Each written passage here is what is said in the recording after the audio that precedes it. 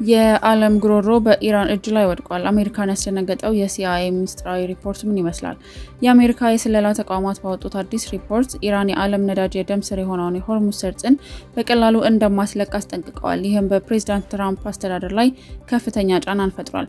የሲአይኤ የቅርብ ጊዜ ግምገማዎች እንደሚያሳዩት ኢራን ሰርጡን መቆጣጠሯ በአሜሪካ ላይ ያላትን ብቸኛና ጠንካራ መደራደሪያ አድርጋ ወስደዋለች። ለሳምንታት በዘለቀው በዚህ ጦርነት ቴህራን የነዳጅ ዋጋ እንዲንር በማድረግ ዋሽንግተንን ለድርድር ለማስገደድ እየተጠቀመችበትም ይገኛል።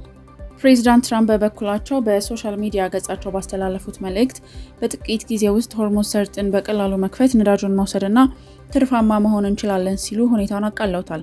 ሆኖም ወታደራዊ ተንታኞች እንደሚሉት ሰርጡን በኃይል ለመክፈት መሞከር አሜሪካን ወደማትወጣው የየብስ ጦርነትና ከፍተኛ የሰው ኃይል መስዋዕትነት ሊከታት ይችላል ብለዋል። የዓለም አቀፉ የክራይሲስ ግሩፕ ተንታኝ አሊ ቫኤዝ ጉዳዩን ሲያስረዳ አሜሪካ ኢራን የጅምላ ጨራሽ መሳሪያ እንዳታመርት ስትከላከል፣ ኢራን ግን ዓለምን የሚያንቀጠቅጥ የኢኮኖሚ መሳሪያ በእጇ አስገብታለች ብለዋል። ይህ የኢራን የኢኮኖሚ አፈና ከኒውክሌር መሳሪያ በላይ አደገኛ መሆኑንም ተንታኞች ይስማሙበታል።